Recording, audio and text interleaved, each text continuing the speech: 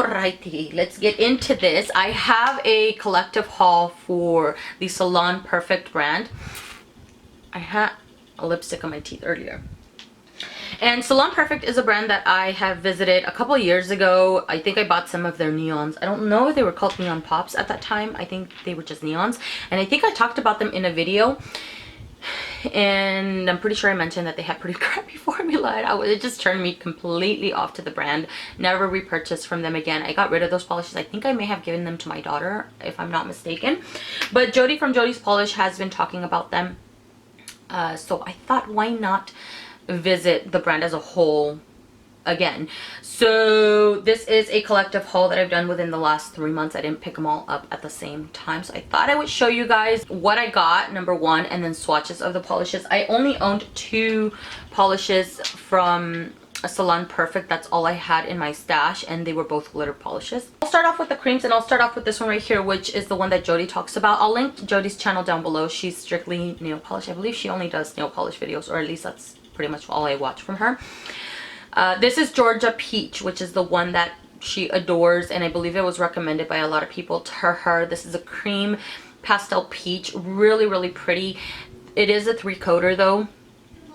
For me it was a 3-coater, and it was 3 thick coats to get it fully opaque and leveled out, so I wasn't a huge fan of that, but it is a really pretty color. I think this is a polish that I'll have to play with a little bit more just to get my application right. I think it just depends on how you apply your polish yourself, you know what I mean? For me, it just it wasn't working out, but the color itself is really beautiful. I think this would be a really cute color for a pedicure. I would love that. And then the next one, which is my favorite out of the 4 creams, this one is Lilacking Control. This one and the other 2 were a gift to me. I didn't purchase these myself, but I'm really happy because out of the 4 creams, this is my favorite. Not only for the color, this is kind of like a muted dusty purple with a little bit of gray in it, but it had an amazing formula. Oh my gosh, loved it. This one was only 2 coats, which was highly impressive to me, so I'm really thankful that somebody gave it to me. Otherwise I would have never picked it up myself, you know, not because of the color, but just because of the brand as a whole. And then the next one is this one right here, which is called Mint Julep, which is a mint green. It's a little bit more leafy green, in my opinion, more than a mint. Also a cream, but this one was a 3-coater, and it still did have a good formula. Although it was 3 coats, it still had a really good formula. And then the last one is Mellow Yellow, also a cream. To me, this is more of a buttery kind of yellow.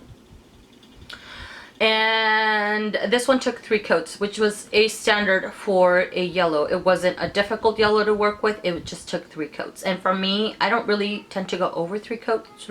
3 coats is my max. If it's over 3 coats, it better be a kick-ass polish, like super special. There's something really interesting about it. But this one stopped at 3 coats. The next 5 are all neon pops. So I'll start off with this one right here, which is called Bermuda Baby. I don't technically consider this one a neon on the nails. And then all of the neon pops tend to dry to more of a semi-matte. It's not a full matte. It does have a little bit of shine to it. But I love the finish without a top coat. With a top coat, they look amazing, but without a top coat, they all look really great, which to me just means that you have basically 2 polishes in one, in my opinion. This one is more of a turquoise green, but it has this purple iridescent throughout it, and it's really pretty. It's noticeable when it's matte, and it's noticeable also when you put a top coat on it. So really like this one. This one was 2 to 3 coats, I want to say, and it had a good formula. The next one, which is one of my favorites out of the neons, this one is called Purple Pop, which is a really beautiful orchid color. Also one that dries to a semi matte. This one, oh, how much did it take? I have my notes right here, by the way, because I swatched them over 2 weeks ago and I can't remember everything. This one had 2 coats, and I wrote down that it had a great formula, so it must have a really great formula. Plus it was my favorite, not only in color but formula wise, one of my favorites. And then this one right here is called Hot Pink, which is a neon pink. It has a little bit of coral in it as well.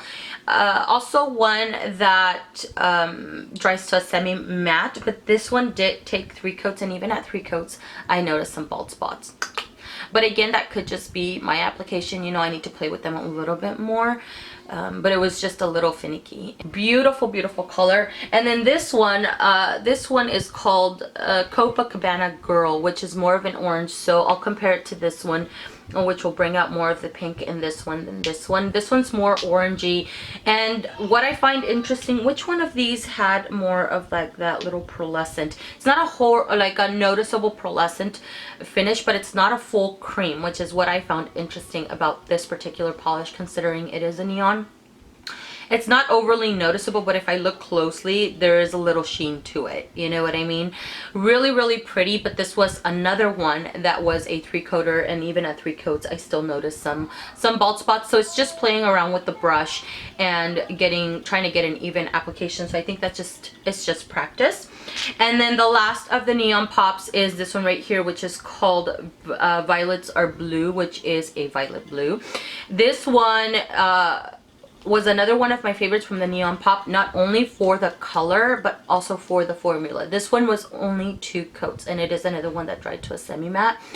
So pretty. So these two right here out of the 5 were the only ones that only took 2 coats and had the best formula for me out of the neon pop. So I was highly impressed with this one. The last 2 that I have here are 2 glitter polishes. These I already owned. This one right here is called Faraway Galaxy, which is a dense glitter polish. This one has some gold, silver, and blue glitters. This one was opaque, I want to say, in 2 coats. 2 coats. It's not a texture polish. Once you top it off with a top coat, it is even there. It's smooth is what I'm trying to say. Beautiful, beautiful polish. I feel like it looks super interesting on the nail. It makes me want to revisit. I think they have a couple of these glitter polishes. This is not one that is a topper. This is opaque on its own at 2 coats. This one is a top coat. This one is called Mother of Pearl. This one I've had for a while, and I just tried it out.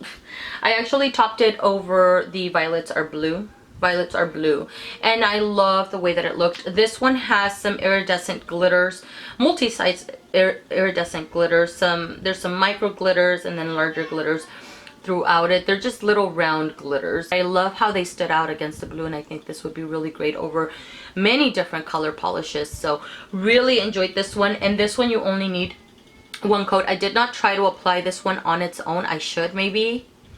So I can input a picture. I'll try to post it on my Instagram to see if I can get it opaque on its own, because that only 1 coat is all I needed to get the glitters to show up and really spread out throughout the nail, and I love the way that this one looked.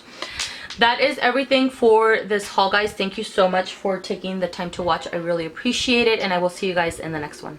Bye.